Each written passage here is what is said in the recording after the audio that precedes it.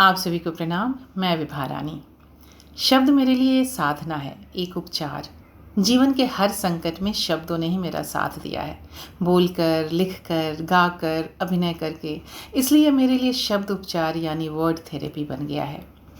शब्द साधना यानी word therapy के इसी रूप के साथ आपके लिए यूट्यूब पर हर शनिवार रात 9 बजे सैटरडे स्टोरी बाय विभा के नाम से मैं एक कहानी आपके लिए लेकर आती हूँ। आप कहानी सुनते सुनते सो जाइए, वैसे ही जैसे अपनी नानी दादी की गोद में किस्से सुनते हुए सो जाते हैं। मुझे सचमुच बहुत खुशी होगी आपसे ऐसा फीडबैक पा करके। आज की कहानी सुनिए। वह जो एक औरत है। वह एक घटिया औरत है। आमतौर पर किसी को घटिया कह देना साधारण बात नहीं है, लेकिन इस औरत को सभी एक स्वर से घटिया कह देते हैं। लिहाजा वह जो घटिया औरत है, उसका यह घटियापन लोगों के द्वारा प्रदान किया गया है। तो उस औरत का घटियापन मैं बयान करूं, इसके पहले आपको उन बातों पर यकीन करना होगा जो उसके संबंध में मैंने सुन रखी है। लेकिन मैं उसका घटियापन नहीं बताऊंगी, आप इसका जवाब खुद देंगे। वो देखिए, सामने वो औरत है, लंबी, छरहरी, तनी, सीधी चाल वाली। वो साड़ी तो कभी कभी सलवार कुर्ते में दिख जाने वाली। मैं उस औरत का नाम अभी नहीं बताऊंगी, दरअसल मुझे भी नहीं पता। किसी दिन पता चल जाएगा तो आपको भी बता दूंगी, यकीन रखिए। हाँ भाई, तो वह जो एक घटिया औरत है, उसके बारे में मशहूर है कि उसने 7 बार प्रेम किया है, 3 बार तलाक दिया है, हो सकता है लिया हो, 2 के साथ बिना ब्याह के ही रही है और 2 को बिना शादी किए ही छोड़ दिया है। वह घटिया औरत अभी 3 से एक साथ प्रेम कर रही है। वह जिनसे प्रेम करती है उनमें से एक दफ्तर के बॉस का पीए है, दुबला मंझोले कद का, जिसका सांवला चेहरा चेचक के दाग से भरा हुआ है। लेकिन उसकी आवाज़ बड़ी मादक है, बोले तो बस आदमी सुनता रहे ऐसी मृदंगी आवाज़। बस आवाज़ का जादू था, या जो कहिए जब तक उस घटिया औरत को उसके चेम्बर में घुसा देता, और जब वो वहाँ से निकलती तो एक मीठी मुस्कान उसके पूरे शरीर पर छाई रहती। खुदा झूठ न बुलवाए, जैसे ही वो उसके चेम्बर में घुसती, 5-10 मिनट का अंतराल दे देकर हर कोई किसी न किसी बहाने वहाँ पहुँचता ही रहता। एक के निकलते ही पूरा स्टाफ उस पर टिक जाता। कोई बात को हवा में उछालता, अरे कुछ नहीं यार, चुपचाप चाय सुड़क रहे हैं। कोई दूसरा कहता, इतनी मीठी मीठी मुस्कान की कटारी छोड़ रही है कि हाय। उसका दूसरा प्रेमी बाहर का एक युवक है, कुछ मोटा, जो शायद प्रकृति की मोटी रचना का परिणाम है। नहीं तो उसके मुचड़े हुए कपड़ों, जलती आँखों, अस्त व्यस्त बाल और घिसी हुई चप्पल में ऐसी कोई बात नज़र नहीं आती जो उसे मोटा बनाने में मददगार हो। जब वो लड़का आता है तो वह घटिया औरत तुरंत अपनी कुर्सी छोड़ देती है और उसे लेकर कैंटीन के एक कोने में बैठ जाती है। उनकी बातें इतनी धीमी आवाज़ में होती कि सिवाय उन दोनों के कोई तीसरा नहीं सुन सकता। मेहरबान भाइयों ने इसकी भी कोशिश की और अंत में उड़ाया, अरे वह इतनी खास बातें ज़ोर ज़ोर से कैसे बोलेगी। लेकिन मैंने सुनी है वो ख़ास बात, और लोग मधुमक्खी की तरह झुंड के झुंड उस ख़ास बात के सुगंधित फूल के लिए दौड़े चले आते हैं। फिर भी वह मोटा सा युवक और घटिया औरत क्या बातें करते हैं किसी को मालूम नहीं। लेकिन ऐसा होता कि जब वो वहाँ से विदा होता तब उसके तने हुए चेहरे पर से 1-2 रेखाएं गायब होती और होठों के किनारे ज़रा से फैले रहते। वह औरत अपने पर्स में हाथ डालकर कुछ निकालती और उसकी जेब में जबरन ठूंस देती। दफ्तर के बाद वो सीधी घर पहुंचती है और तब जो दरवाजे बंद होते हैं वे दूसरे दिन ही सुबह में खुलते हैं। कभी कभी यह व्यतिक्रम होता है जब वह ताला नहीं लगाती, क्योंकि कुछ दिनों पर मार्किन उरेबी या गोल गले की गंजी पहने, घुटनों तक धोती चढ़ाए और कंधे पर अंगोछा डाले एक बूढ़ा सा व्यक्ति उसके घर आता है, और तब ताला लगाने खोलने का सिलसिला कुछ दिनों के लिए रुक जाता है। वह बूढ़ा हर समय कुछ न कुछ करता रहता है, कभी फूलों में पानी देता है, कभी घास को उखाड़ता है। ऐसे समय में उस औरत की आवाज़ भी सुनाई पड़ जाती है, आ जाओ, चाय तैयार है, नहा लो, पानी गर्म हो गया है। कुछ इधर की भी सुध लो, हमेशा खुरपी थामे रहते हो। वह मोहल्ला बड़ा ही संभ्रांत है, सभी अच्छे लोग ही वहाँ रहते हैं, इसलिए वहाँ की तमाम महिलाओं में यह बात बड़े आराम से फैल गई कि वह गंवई खुसट उसका प्रेमी है। उस बूढ़े और इस औरत के बीच के संबंध की खुफियागिरी में मैंने अच्छे प्रेस रिपोर्टर की भूमिका निभाने की कोशिश की। वो छुट्टी का दिन था और वह औरत अपने बाल धोकर सुखा रही थी। उसके लंबे लंबे बाल बड़े अच्छे लग रहे थे और बालों की चमक उसके चेहरे को और भी चमका रही थी। तभी मैंने अपने कंधे को झटका। वो अच्छी है तो क्या, मैं क्या कम हूँ? और कल ही ब्यूटी पार्लर से नए डिज़ाइन में सेट करवाए अपने बालों और आगे की लट का ख्याल आया, जिसे ख़ास तौर पर मैंने निकलवाया था और जिसे हर बात कहने के पहले एक हल्का सा झटका देकर अपनी बेपरवाही जाहिर करती थी। पर झुलाती मैं उसकी तरफ बढ़ी। मुझे आया देखो थोड़ा हड़बड़ाई और फिर आराम से अपने बालों को फैला फैला कर सुखाने लगी। Excuse me, you are Sarita, Mrs Sarita. मैंने ऊपर से नीचे तक देखा, फिर सोचा शहरों में तो ये सब चलता ही है, मैं ही कौन सा सिंदूर बिंदी लगाती हूँ। बड़ी खुशी हुई आपसे मिलकर। मैं हिंदी पर उतर आई। मेरे इस कथन पर उसने गौर से मुझे देखा। मैं कट कर रह गई। फिर मैंने माहौल को हल्का बनाने के लिए अपने आगे की लट को हल्का सा झटका दिया।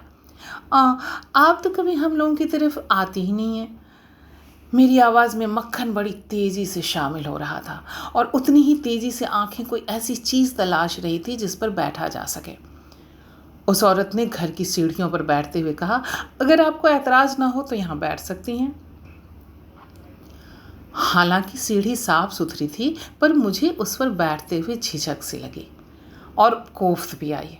मैं जानती हूँ कि उसके घर में सोफ़ा कुर्सी सब कुछ है, लेकिन मुझे कुर्सी ना देने के पीछे उसकी कौन सी भावना काम कर रही होगी, ये सोचते ही मैं तिलमिला गई। लेकिन खुद को संयत कर मुस्कुराते हुए कहा, क्यों नहीं, और मन में बड़ी सी गाली का एक गुबार छोड़ दिया। मैं मिसेस वर्मा, आप तो इन्हें जानती होंगी, आपकी कंपनी में तो CPM है। आप सेकंड फ्लोर पे बैठती हैं ना, वे थर्ड पे बैठते हैं। उन्होंने ही आपके बारे में बताया था, आपकी बड़ी तारीफ़ कर रहे थे। अंतिम वाक्य का झूठ मेरे चेहरे पर साकार होने लगा और मैं फिस्स से हंस पड़ी। वह बूढ़ा भी पौधों में पानी दे रहा था। औरत के बाल आधे सूख गए थे। हाथ से लपेट कर जूड़ा बनाती हुई बोली, अब बैठिए, मैं आपके लिए चाय बना कर लाती हूँ, कहकर झटके से उठकर चल दी। बड़ी घटिया औरत है, ये भी नहीं कहा कि आइए अंदर चलकर बैठते हैं। कुछ क्षण के बाद मैं ही घुसती हुई बोली, माफ़ कीजिएगा मिसेस सरिता, अकेले मैं बोर फील कर रही थी। यहाँ चाय भी बनेगी और बातें भी होती रहेंगी। आपको बुरा तो नहीं लगा? कहने के साथ साथ किचन की मैंने पूरी सर्जरी कर ली। सामान्य किचन पर सब कुछ सलीके से। वो जब तक चाय बना रही थी, मैं दोनों कमरे देख आई। एक ड्राइंग रूम था जिसमें अभी एक खाट भी डाल दी गई थी और जिस पर धोती, गंजी, गमछा, खैनी का डिब्बा आदि मरे हुए चूहों की तरह पड़े हुए थे। सोफे के कवर और दीवार, कोने की ज़मीन दाग धब्बेदार हो रखी थी थूक से। उसका दूसरा कमरा बेडरूम था। करीने से सजाया हुआ कमरा देख मुझे उसके परिष्कृत स्वभाव का पता चला। तभी बाहर से बूढ़ा और अंदर से चाय की ट्रे लिए हुए वह आते दिखे। मैं जबरन हंसने लगी। सरिता, आप तो चाय बनाने में व्यस्त थी तो मैं आपका ही घर घूमने लगी। बहुत छोटा सा मगर बहुत अच्छे से सजाया है ना आपने इसे। और ये कहते हुए खाट पर और उस पर फैले कपड़ों पर नज़र डालकर हंस दे। काम वाली ने बताया था, बहन जी जितने सफाई पसंद है वो बूढ़ा उतना ही गंदा। अब बूढ़े की इस ज्यादती को वह कैसे सहन करती है, मुझे आश्चर्य हुआ। उसके बाबत मैंने पूछा झटके से, ये आपके? कोई नहीं। उसका जवाब मुझ में आक्रोश पैदा करता है, मगर मैं हंसती हूँ। अरे ये कैसे हो सकता है कि वो आपके कोई ना हो? ऐसे ही राह चलते आदमी को कोई घर में बिठा लेगा, ऐसा ही समझिए। अच्छा चलिए, नहीं बताना चाहती हैं तो मत बताइए। अब मैं बात का दूसरा सूत्र खोजने लगी थी जो मुझे तत्काल मिल गया। आपका ये टेबल क्लॉथ बड़ा खूबसूरत है, मुझे देंगी डिज़ाइन उतारने के लिए? और दरअसल मुझे तो समय मिलता नहीं, मेरी बेटी भी पढ़ाई में बिज़ी रहती है। गांव से मेरे जेठ की लड़की आई है, वही बनाएगी। ठीक है, जुनिया माई से भिजवा दूँगी। नहीं नहीं, मैं खुद ही आकर ले जाऊँगी। मैं उसके यहाँ आने का एक और मौका खोज रही थी, क्योंकि अभीप्सित सूचना मुझे नहीं मिल पाई थी। जुनिया माई से मैंने खोद खोद कर पूछा था, तू उनकी बातें सुनती हैं?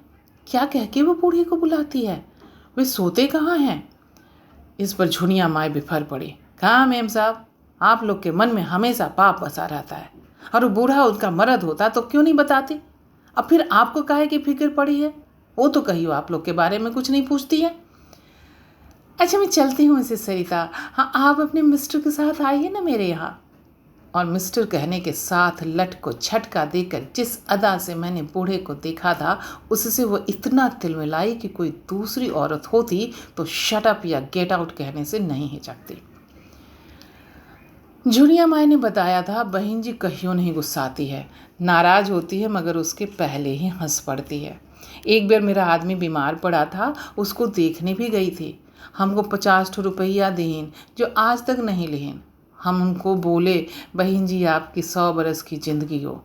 बस इतने में फनफना उठी, आँख लाल करके बोली, झुनिया की माँ, आज के बाद अगर की बात बोली तो खड़े खड़े यहाँ से निकाल देंगे। पता नहीं मेम साहब काहे से चिढ़ती हैं। मेरी चिढ़ भी बढ़ गई थी। उस औरत से मैं जो जानकारी लेनी गई थी, मिली नहीं। मैं बौखला गई थी। मैं बुरी तरह से पराजय का अनुभव कर रही थी। अब क्या होगा, यह आशंका मुझे घेर रही थी। मेरा पूरा समुदाय मुझ कुशल अभिनेत्री के लिए आंखें बिछाए बैठा था। सबने मुझे घेर लिया। मैं हड़बड़ा गई।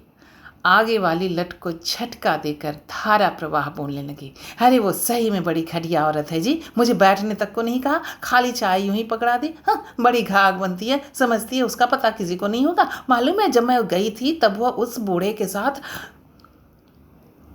और झूठ के कारण मेरी आवाज़ लड़खड़ा गई। उपसंहार करती बोली, छोड़िए, हम सबको क्या लेना देना उस घटिया औरत से। आज से तो मैं उसके ऊपर थूक भी नहीं फेंकूंगी। और पच से मैंने थूक दिया। मुझे महसूस हुआ वह सारा थूक मेरे चेहरे पर चिपक आया है। तो ये थी कहानी, वह जो एक औरत है। और ये कहानी छपी थी विचार नाम की पत्रिका, जो जमालपुर मुंगेर बिहार से निकलती है। ये 1986 में। मुझे उम्मीद है कि आपको ये कहानी अच्छी लगी होगी। तो चलिए, अगले शनिवार को फिर किसी एक नई कहानी के साथ आपसे मुखातिब होंगे। तब तक के लिए विदा दीजिए और अपना ख्याल रखिए। शुक्रिया।